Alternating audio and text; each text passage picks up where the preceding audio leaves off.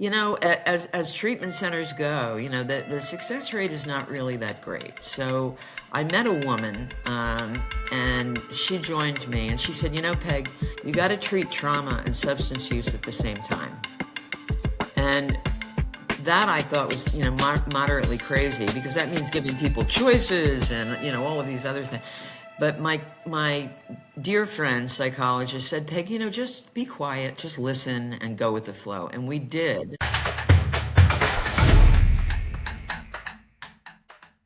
Peg, welcome to Grow Healthy, Help People, the podcast that Accordis, our company, puts out, talking with great nonprofit leaders around the country. Where are you calling in from today? I'm in Flemington, New Jersey. Flemington, New Jersey. Is that I'm big home, city? actually. Is that big city, New Jersey, or is that small rural area? That's hometown, small rural, llamas, cows, yep. Oh man, I love it. Is that born and raised New Jersey, or how long have you been there? I've been here for a long time. I grew up in Livingston, which is not rural. It's more upper middle class, that kind of place. But no, I'm home here. I love it. That's I really great. enjoy it. Yeah.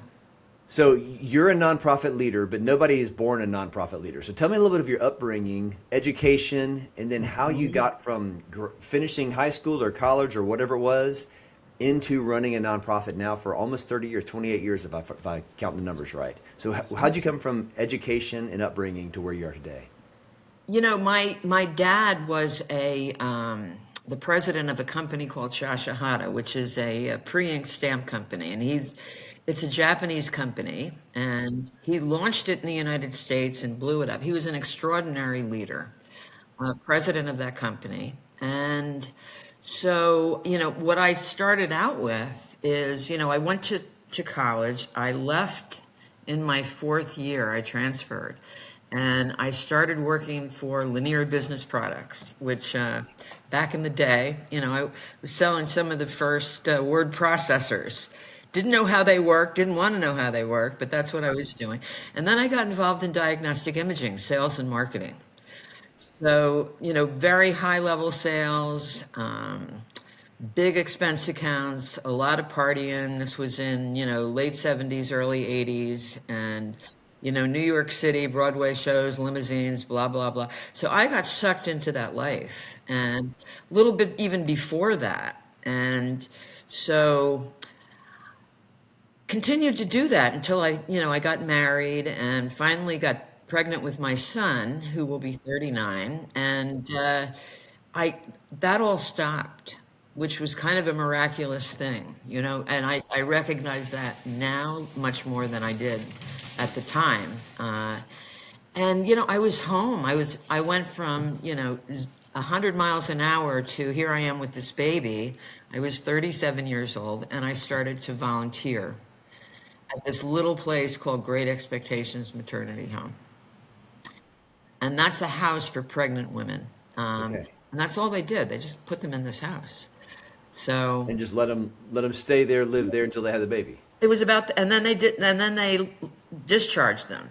And so I met a nun actually at that time, who was really a force to be reckoned with. And she said, what are we doing with, John and Mary's daughter? I think we should serve, women in the system, within child welfare, women with substance use disorders. And I could relate to that because that was me. And so I said, yeah, let's do that. And so we had this little house in Somerville with 2 bedrooms and, 6 beds. And I had to learn about what is a nonprofit. I came from a corporate setting. I had no idea. So you were 35 or 40 at this point, is that right? Yep. Okay. Yeah. And so I met some great people, that taught me about Trenton and, what are the politics of what I'm about to engage with? What does a board do? And so we raised $5 million and built 2 buildings, bought land, built 2 buildings, one for adolescents who were pregnant or parenting and one for adult women. Got the contracts with the state. This is the Reader's Digest version, Shay. It was like, and, opened these buildings in the end of 2008. And then recognized, and we were kind of like a garden variety treatment center at that time, and which, as treatment centers go, the success rate is not really that great. So I met a woman, and she joined me, and she said, Peg, you got to treat trauma and substance use at the same time. And that I thought was, moderately crazy, because that means giving people choices and, all of these other things. But my dear friend, psychologist, said, Peg, just be quiet, just listen and go with the flow. And we did.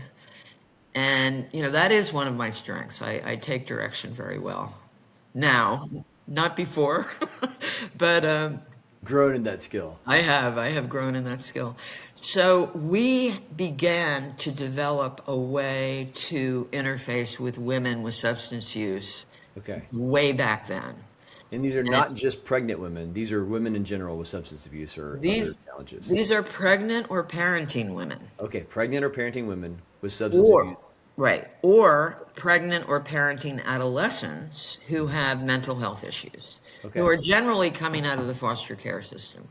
Okay. So two separate programs. And so we realized pretty early on, it doesn't all happen in 6 to 9 months. You need what we call a continuum. So we were funded by the feds to open an outpatient program, which we did. Yeah. And then I partnered with a developer behind us, and we partnered with them and offered supportive housing. So we had 16 apartments so that women could transition to an apartment after they delivered their children, and expanded it from there. So we have, about 30 apartments now. We need a lot more than that, but and So- then more recently, we began working with women in their homes. So Okay. an in-home program across the Oh, state neat. of New Jersey. Yeah. And so it is not just let's keep the rain off their head, let's keep them warm. It is programs within the homes and the roofs that you're providing, within their apartments, or now outside of your facilities in their Right. homes. Right. Is it mental health, substance abuse programs to help them just during the season of pregnancy and early parenthood, or is it forever they could be in these programs? It needs to be forever, Yeah. I mean, so, if you really connect with that woman, and, our programs are relationally based, so we've established what is called the relational recovery model. The women that we serve, we're with them. They can circle back, and they often need to do that. So it's, we've become, I got a series of women that went to the University of Massachusetts, for example, and studied with Ed Tronick to learn about infant mental health, early relational health. Let's treat the relationship between the mother and child, and not just the mother over here, the child over there. That really doesn't work, because, the women that we serve, classically have been stuck in generational cycles of abuse and neglect and homelessness and poverty. So if you can treat that relationship, it can be life-changing. Life changing, generation changing. Yes, correct. Exactly. Yeah. Exactly. So as you open homes, there's some nonprofits that run on, we receive money, we pay out money, we do some services. You guys have major capital expenses with your programs. I mean, you have facilities, you have maintenance, Right. you have a lot of things. How have you been funded over the last 20 years? We are very, very good at fundraising. Okay. 70% of our funding, we have a $9.3 million budget Okay. until now, and I'll get to that in a minute. Yeah. And of that 9.3 million, we raised 2.2 million, which is Okay. rather impressive. Significant. Yeah. Yeah. From private donors, foundations, government grants. Tell me what the funding sources are. Well, 70% is state and federal. Grants, yeah. We just lost our SAMHSA grant, our federal grant, and actually I had to close my outpatient last week.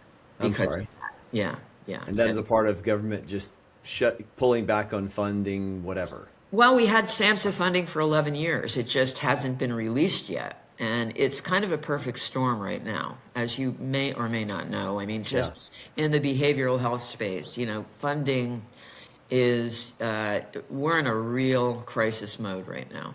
Yeah. With all Because of you had that. received, was it the whole 7 million or so from that annually, or how much did you receive through that grant? No, 500,000. Oh, Yeah, 500. that's just 500,000 was dedicated to the outpatient.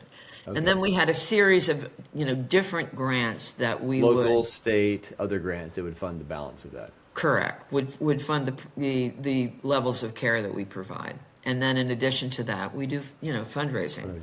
Yeah. So, So yeah. people in your community, what would they say about the Center for Great Expectations when they hear of you guys? Like, how are you known in your community? Yeah, anyone that, what's interesting is it's a complex, small company, really. We have 110 employees, a $9.3 million budget. The real magic happens when people come. Because when you say that you're trauma informed, it's a word. It is a very intentional way of being in relationship with the clients that we serve, with each other, and with the community at large. So it's palpable. You can feel the intention, you can feel the peace, all of those things occur. And, we have an extraordinary volunteer base. We have 350 volunteers. And equally, we are very, very data driven. It's one thing for me to say, the work that we do moves the needle, it changes lives, but we collect a lot of data, and we work very closely with Rutgers University, in that effort. And in doing so, because we've been doing this work, Sean, for so long, that we have this extraordinary institutional knowledge around substance use, women, infant mental health, the intersection of those things. So we established the Institute, and we train other groups. For example, we're training the child welfare workforce in New Mexico right now. And we need to grow that. They come to you, or you're training remotely, or you go to them? It's remote. Yeah, Yeah. it's a So remote right now. We train in hospital settings. There's probably no one who is more stigmatized than a pregnant woman with a substance use disorder. No, no one. But women, you don't use substances to get high, you get them because you're mitigating pain of one kind or another. And, so that's the reality. So running your nonprofit, I talk with some organizations that are very small. You Yeah, guys are a good sized organization. You $9.5 million, 100 plus yeah, staff members. What are right. some of the challenges you face daily? Like, what are the things that, man, when you go to bed at night, you think, if I could solve this, Yeah, then things would really be popping along. yeah, yeah. Right now, in this moment, we are faced with really an unprecedented crisis with regard to funding. It's crazy, absolutely crazy. And so, as I mentioned to you a minute ago, we had to close the outpatient program. I may need to downsize some other programs. We're working furiously to really create a very robust strategy to launch the Institute, to the extent that, we're thinking about making it a for-profit and allowing the nonprofit to own the for-profit to fund it. I can't be, I can't be hogtied and dependent on state and federal money. It's it's absurd, and it really is. It becomes a matter of how well do these particular legislators, or in the case of the feds, understand how critical this work is. And some do and some don't. It's a choice, right? And it's I can demonstrate how we save money, like between $4 and $9 for every dollar that's spent on treatment. But it's all about the vote. I hate politics. I do. Yeah. Some people can love it because they love the sound bites, they love talking about it, they love, Yeah. but when it removes services for people that need services, Right. and those people are going to end up being incarcerated and cost the taxpayer 10x, or not, like you said, 4 to 9x Right. Right. what it would have cost to get them healthy and well to raise their own child, and now the child's in foster care and the parents in jail, still addicted. You go, man, Yeah. that was a No. that was a failure of the system, Big not a time. failure of a person. It was a failure of the system to not help them when they were in a time of need. That's I right. get it. That's My right. family, That's we have right. adopted through foster care, and we have seen that generational cycle, even in relationship. It's just It's shockingly hard to navigate that. It is. It's impossible to do it alone. That's the reality. So So, as you're talking, you've got an operations and an admin team that helps out with all the things that you have going on. to the Accordis, ex- go ahead. kind of, yeah. Yeah, well, Accordis, our company, for those of you that are watching this podcast, Accordis, what we do is we're a back office for nonprofits. So if you're a nonprofit leader and you go, man, we're great at the programs, we're good at fundraising, or we're good at certain parts of what we do. We're not good at database, accounting, and marketing. We need help putting together the annual fundraising plans. We need help putting together payroll every week or every other week. We need help sending out donor receipts and entering all the donations and making sure the database is all cleaned up. That's what Accordis, our team, does. So if you ever need help with anything like that, at the end of this podcast, you'll see our website. You can find us there and book a meeting with us to talk through that. Also, you can see Peg's website is cge-nj.org for the Centers for Great Expectations, New Jersey. Peg, what do you think 5 years from now looks like at CGE, Centers for Great Expectations? What do you hope 5 years from now looks like? I would love to be able to expand some of the services that we provide across the state, but I'm really interested in expanding the Institute because I think the knowledge and the understanding of just, it's such a crazy time, in workplaces, in law enforcement, in schools, everywhere. And we train in those areas. And when we do, and the data that we collect, we can see that we can change the mindsets of individuals and really help them live rather, a more regulated life, which translates to just being, it's better for everybody. So You have 30 years of data, 30 years of experience, 30 years of helping people that you could then teach legislators, law enforcement, judicial system members, foster care advocates. You could help all of those people understand, hey, there's a better way to do this. It's Yeah. not just treat the ultimate outcome of this person. Let's treat the person before that outcome becomes negative. Right. Yeah, definitely. Absolutely. Peg, what you're doing matters. Thanks for working hard in this industry. Thanks for having a career, a second career even. First career was doing sales. Second career is doing nonprofit work that matters. Thanks for the work you do, and you're making a difference in people's lives. Thank you. Pleasure to Blessings. meet you. Bye now.